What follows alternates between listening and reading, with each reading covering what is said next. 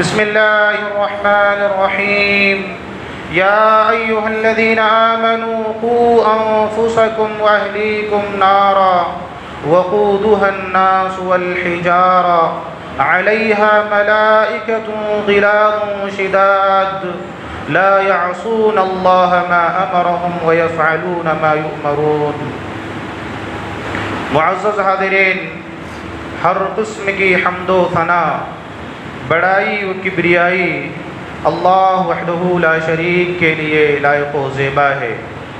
بعدہ بیش بہا درود و سلام نازل ہو تمام انبیاء کرام پر، خصوصاً ہمارے آخری نبی جناب محمد الرسول اللہ صلی اللہ علیہ وآلہ وسلم پر۔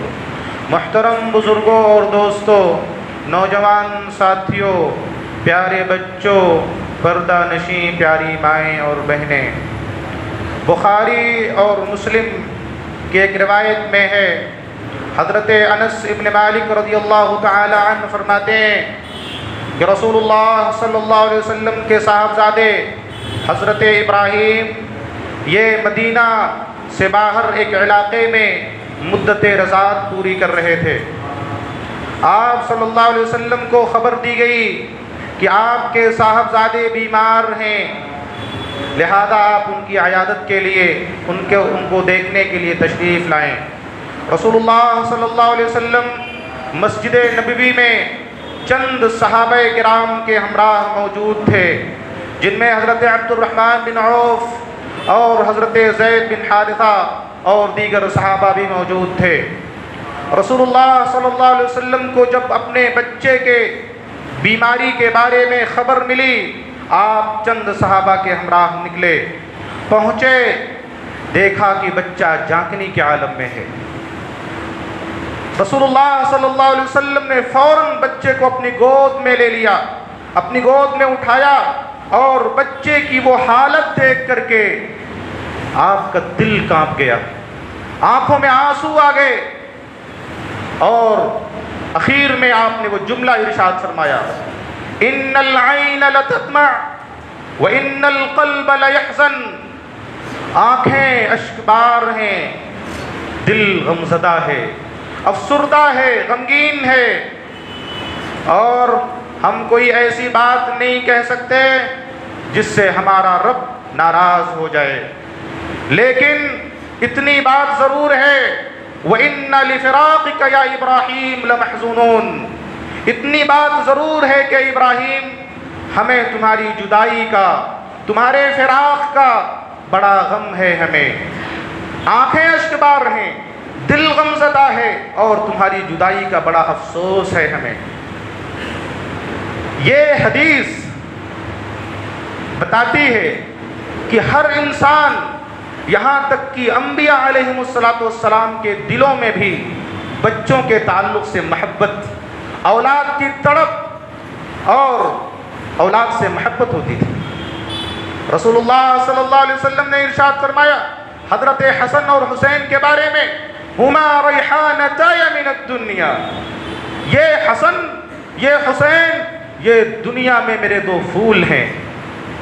اولاد یہ اللہ تبارک و تعالیٰ کی ایک عظیم نعمت ہے، اللہ کی عطا ہے، اللہ کی نوازش ہے، اللہ کا اکرام اور اللہ کا انعام ہے، اور یہ سب سے بڑی نعمت ہے۔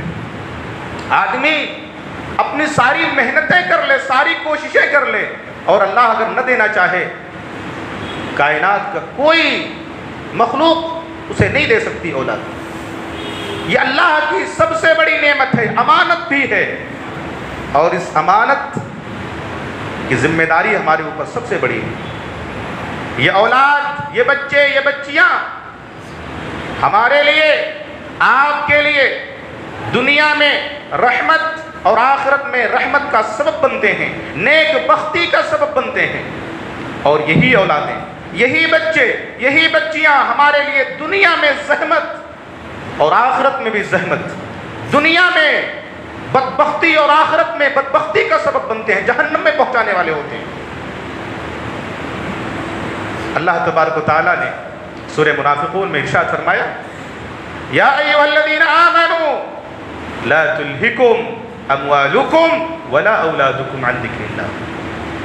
ईमान वालो, कहीं तुम्हारे अमवाल, तुम्हारी औलादें कहीं तुम्हें अल्लाह के जिक्र से गाफिल न कर दें। क्यों?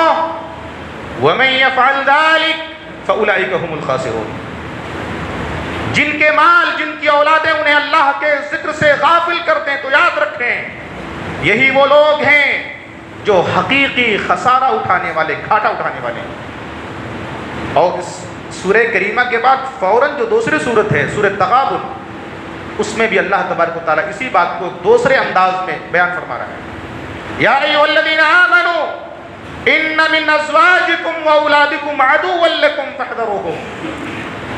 ईमान वालो, तुम्हारी बाज़ बीवियां, तुम्हारे बाज़ बच्चे, ये तुम्हारे दुश्मन है, दुश्मन। ये अल्लाह तबारक व तआला का कलाम है। अल्लाह फरमा रहा है तुम्हारी बीवियां, तुम्हारे बाज़ बच्चे दुश्मन है तुम्हारे। फहदरूहुम, तुम इनसे बचते रहो। ये दुश्मन है, बीवी दुश्मन, बच्चे दुश्मन। हराम खाता है बच्चा, हराम कमाता है, आपको हराम खिलाता है, गलत रास्ते पे चलता है और आप खुश होते हो उससे। नेकी का काम नहीं करता, अल्लाह के दीन की हिफाजत नहीं करता, मस्जिद में नहीं आता, आपको कोई फर्क नहीं पड़ता है। लेकिन पैसा कमा करके आपको नहीं देता है, आप उससे नाराज हो जाते हो। यह है दुश्मन। हजरत अब्दुल्लाह इब्न अब्बास रज़ियल्लाहु ताला अन्हु से लोगों ने पूछा, क्या अब्दुल्लाह इब्न अब्बास, ये जो अल्लाह फरमा रहा है कि तुम्हारी बाज़ बीवियां, बाज़ बच्चे तुम्हारे दुश्मन हैं, ये दुश्मन का क्या माना है? कहते हैं तुम्हें मालूम नहीं? कहा नहीं मालूम।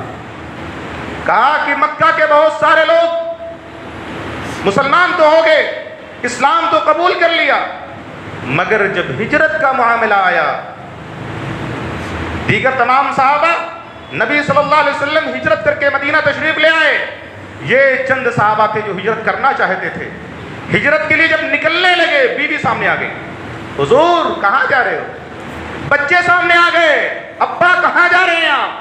किसके सहारे पे छोड़ के जा रहे हैं? क्या खाएंगे, क्या पिएंगे, हम कैसे रहेंगे?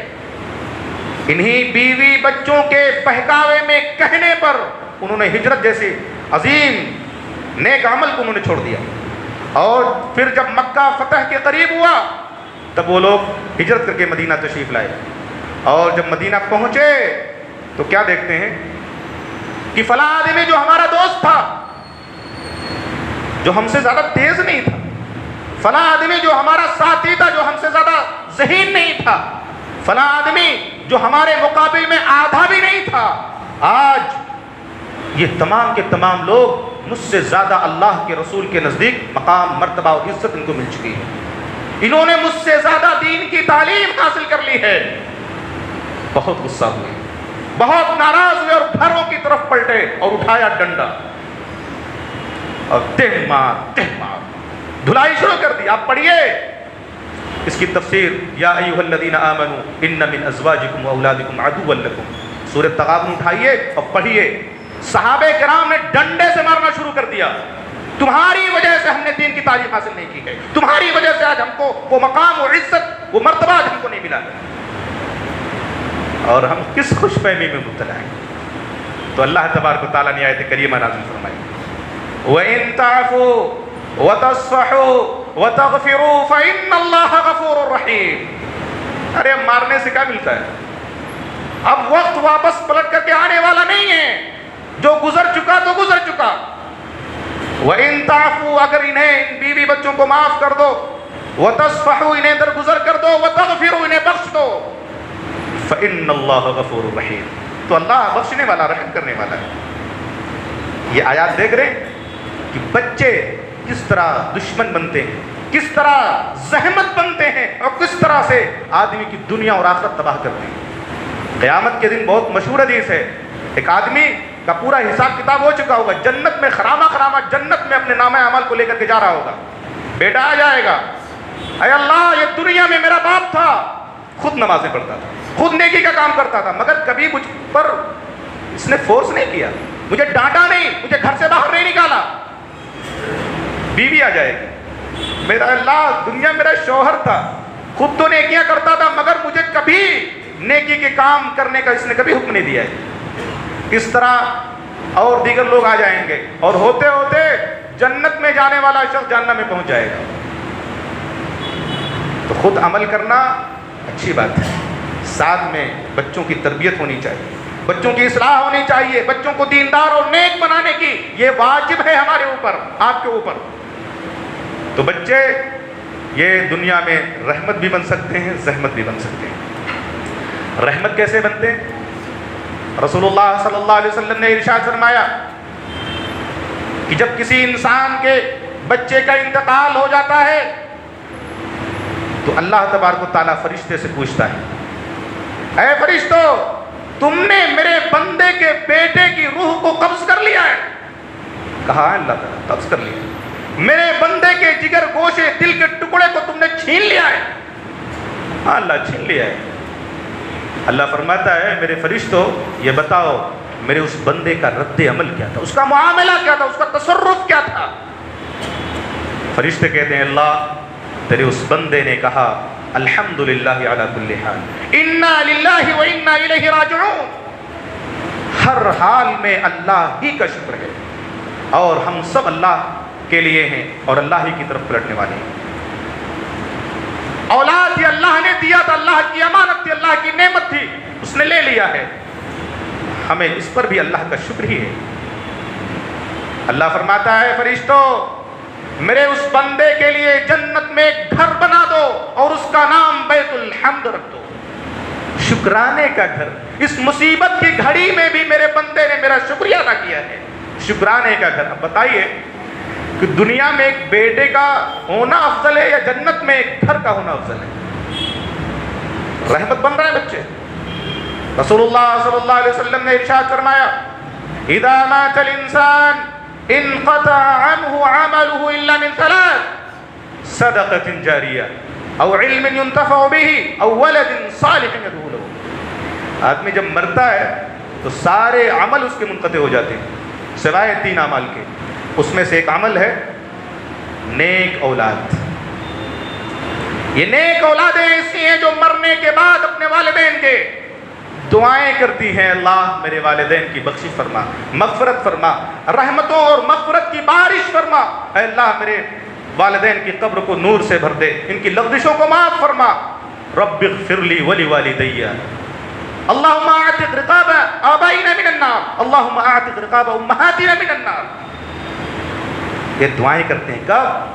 جب بچہ نیک ہوتا ہے، جب بچہ دینی تربیت سے لیس ہوتا ہے، دینی تعلیم سے آراستہ و پیراستہ ہوتا ہے تب۔ اور اگر ہم نے یونیورسٹی میں بھیج دیا، کالج میں بھیج دیا، پیشاب کرنے کا طریقہ معلوم نہیں ہے، ماں باپ کے لیے دعا کیا کرے گا؟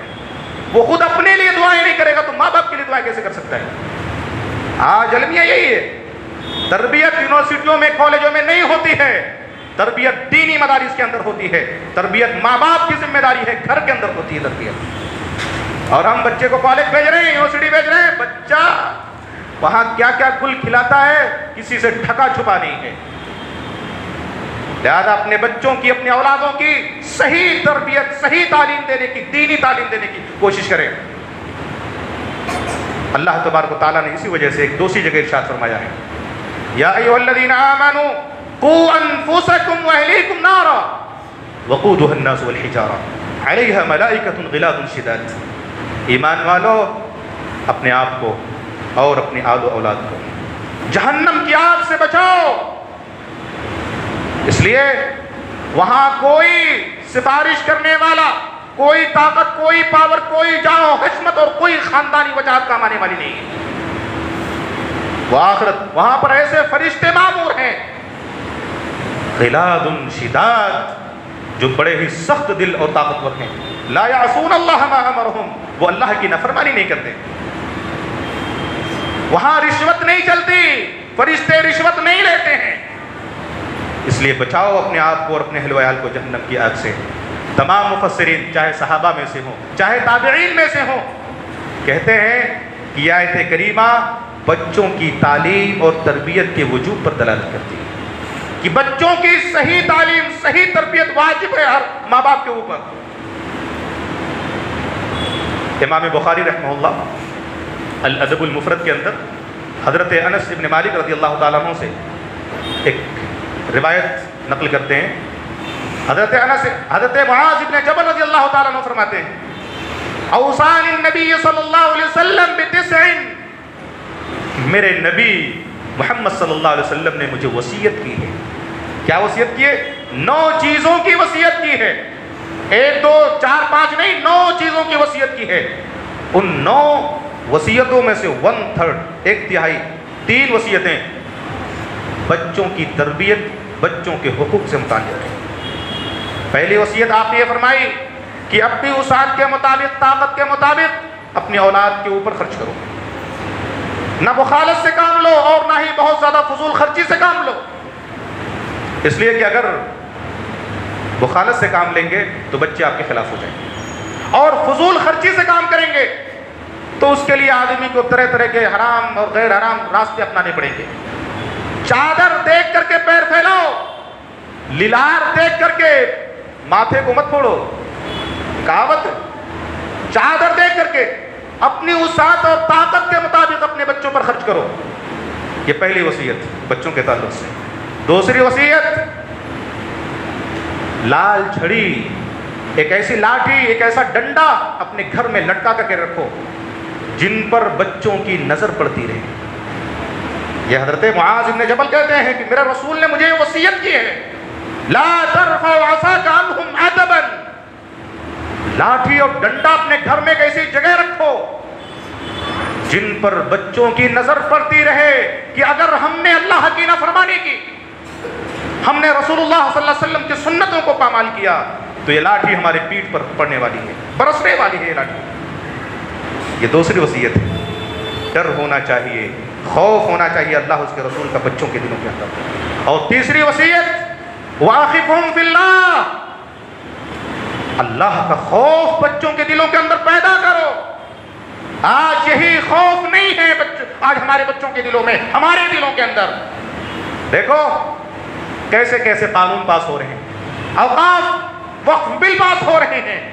اس لیے کہ جب ہم نے اللہ کے خوف اپنے اندر پیدا نہیں کیا، اللہ کے دین کی حفاظت کو جو ہم نے چھوڑ دیا ہے، تو اللہ ہماری حفاظت کیسے کرے؟ وَأَخِفْهُمْ فِي اللَّهِ، بچوں کے دلوں کے اندر اللہ کا خوف پیدا کرو.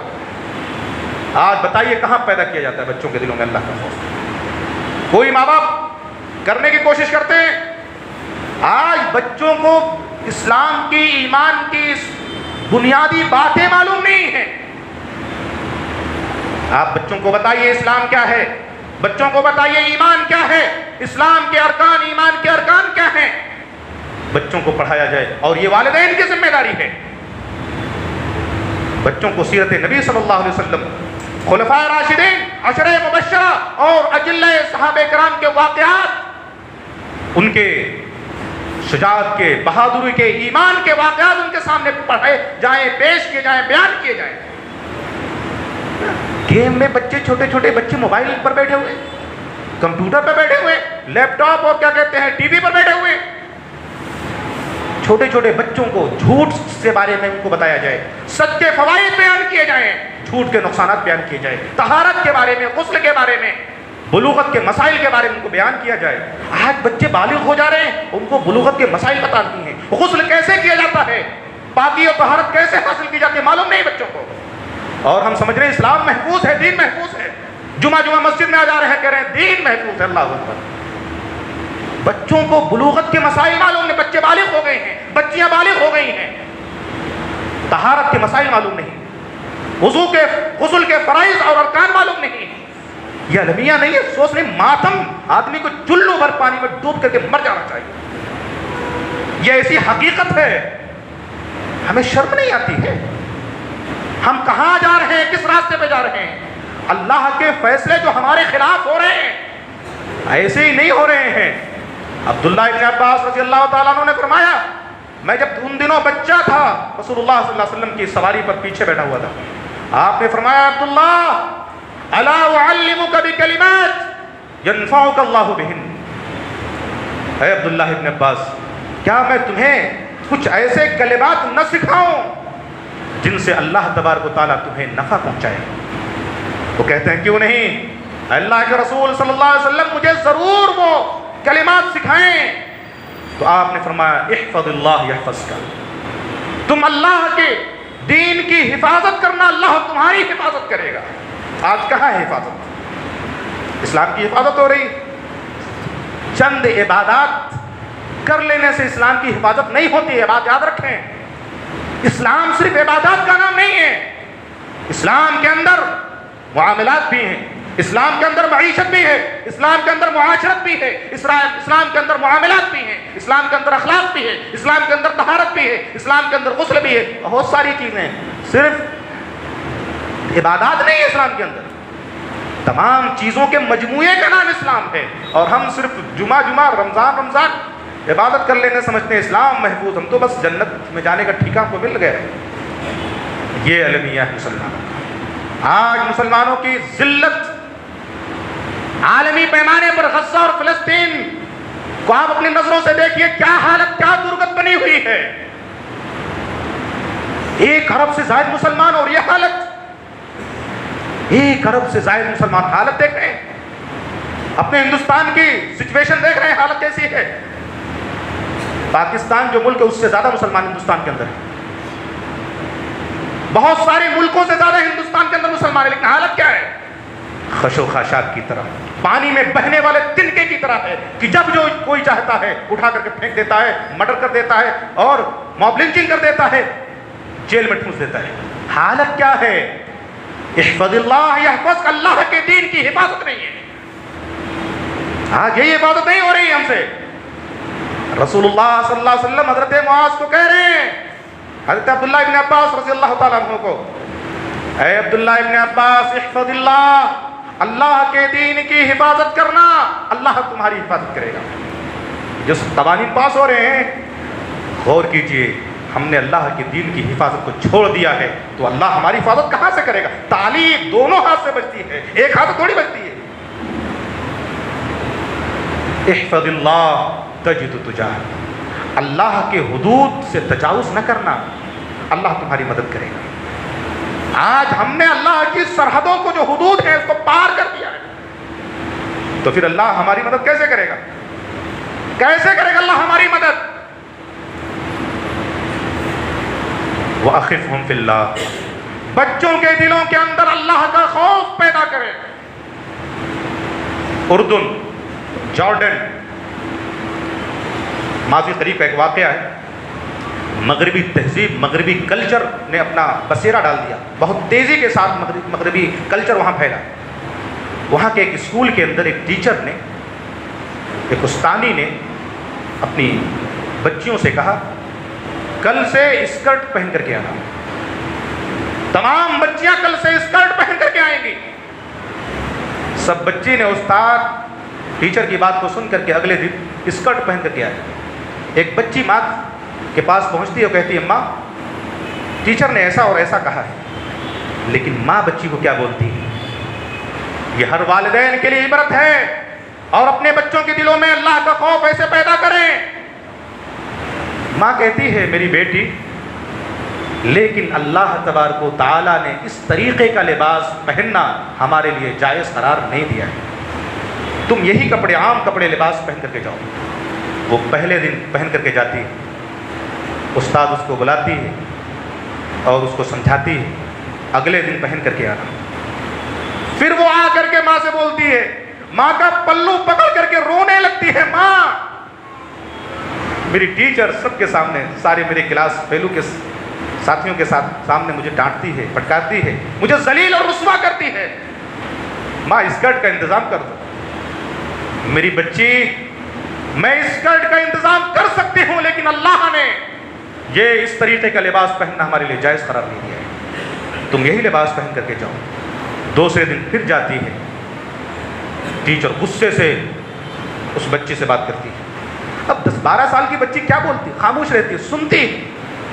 پھر آتی ہے ماں، پھر اس کو وہی بات کہتی ہے، بیٹی اللہ نے اس طریقے کا لباس پہننا ہمارے لیے جائز قرار نہیں دیا ہے، تم جاؤ پہن کر کے ہی لباس، ضرور اللہ تبارک و تعالیٰ کوئی نہ کوئی راستہ ہمارے لیے ہموار کر دے گا۔ وہ بچی اپنا بیگ اور عام لباس پہن کر کے جاتی ہے، بھی اسکول کے گیٹ پر دروازے پر پہنچتی ہے، وہ برآمدے میں چھڑی لے کر کے ٹہل رہی استانی، اور جیسے ہی دیکھتی ہے وہ ڈنڈے لے کر کے آتی ہے اور انتہائی غضبناک حالت میں بولتی ہے، کیا ہم تم کو نہیں کہہ رہے ہیں یہ کپڑے پہن کر کے مت آنا؟ تم کو ہماری بات سمجھ میں نہیں آتی ہے؟ وہ بچی حیران پریشان نظریں جھکائے ہوئے، اخیر میں اللہ تبارک و تعالیٰ اس بچی کے زبان پر ایک ایسا کلمہ جاری کر دیتا ہے جس کلمے کو سن کر کے اس استانی کے پورے وجود کو ہلا کر کے رکھ دیتا ہے۔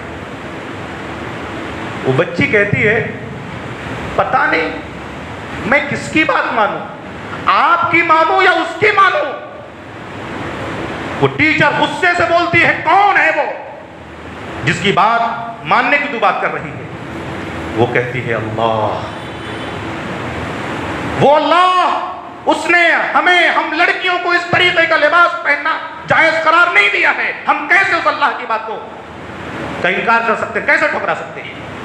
وہ اللہ ہے، ہم اس کے ماننے والے، اس کی عبادت کرنے والے ہیں، ہم اس کی بات کو کیسے ٹھکرا سکتے ہیں؟ میں آپ کی بات مانوں یا اس کی بات مانوں؟ یہ سنتے ہی، اللہ کا نام سنتے ہی اس ٹیچر کے ہاتھ سے ڈنڈا چھوٹ کر کے زمین کے اوپر گر گیا اور روتے ہوئے آفس میں گئی اور اس کی ماں کو فون کیا کہ آج آپ کی بچی نے ایک ایسا سبق مجھ کو سکھایا ہے، اللہ کا خوف میرے دل کے اندر ایسا پیدا کیا ہے جو بڑی بڑی ڈگریاں لے کر کے میں وہ خوف میرے دل کے اندر پیدا نہیں ہو سکا تھا۔ وَأَخِفْهُمْ بِاللَّهِ، ان بچوں کے دلوں میں اللہ کا خوف پیدا کرو، انہیں آخرت کے بارے میں بتائیے، انہیں قبر کے بارے میں بتائیے، انہیں منکر نکیر کے سوالات کے بارے میں، اللہ کے سامنے پیش ہونے کے بارے میں بتائیے، صحابہ کرام کے واقعات، سیرت کے بارے میں ان کو بتائیے، اور ان کو موبائل سے دور رکھیے، ٹی وی سے دور رکھیے۔ اور ابھی کوئی ملک ہے اس میں قانون پاس ہوا ہے، 18 سال سے کم عمر کے بچوں کو موبائل نہیں دیا جا سکتا، قانوناً جرم ہے۔ اور ہمارے ہاں بچے بھی 6 مہینے کو موبائل پکڑا دیا جا رہا ہے، گیم کھیلنے ہیں بچے، وقت سے پہلے چشمہ لگ رہا ہے آنکھوں میں، ذہن کمزور ہو رہا ہے، پڑھائی کی طرف، دین کی طرف ان کا رغبت ہی نہیں جا رہی ہے۔ کیا قوم، کس طرح کی ہم نسل تیار کر رہے ہیں، افسوس کی بات ہے۔ وَأَخِفْهُمْ فِي اللَّهِ، تو یہ بچے، یہ اولادیں ہمارے لیے دنیا میں بھی آخرت میں بھی رحمت کا سبب بن سکتے ہیں، زحمت کا سبب بن سکتے ہیں، نیک بختی کا سبب بن سکتے ہیں اور بدبختی کا سبب بن سکتے ہیں۔ سوال یہ ہے کہ اولاد کی تربیت کیسے کی جائے، اولاد کی تربیت کن چیزوں پر کی جائے، اور تیسرا سوال یہ ہے کہ اولاد کی تربیت میں ہونے والی کمیاں، کوتاہیاں اور غلطیاں کیا کیا ہیں۔ اولاد کی تربیت کیسے کی جائے، کن چیزوں پر کی جائے، اور تربیت میں ہونے والی کمیاں، کوتاہیاں اور غلطیاں کہاں کہاں ہوتی ہیں، ان تینوں سوالوں کے جوابات معلوم کیجئے اور پھر معلوم کر کے اپنے بچوں کی اسی طرح سے تربیت کیجئے۔ ہم دعا کرتے ہیں کہ بار الہ ہمیں اللہ کی طرف سے جو امانت ملی ہوئی ہے، ہم سب کو اس امانت کو پوری دیانتداری کے ساتھ ادا کرنے کی توفیق عطا فرمائے۔ بچوں کی بہترین تربیت، بہترین پرورش، بہترین دینی تعلیم کا انتظام کیا جائے۔ اللہ تبارک و تعالی ہمیں ان اولادوں کے ذریعہ سے ہماری دنیا بھی کامیاب کر دے، ہماری آخرت بھی کامیاب کر دے۔ اللہ تبارک و تعالی ہمیں اچھی سمجھ اور اچھے عمل کی توفیق عطا فرمائے۔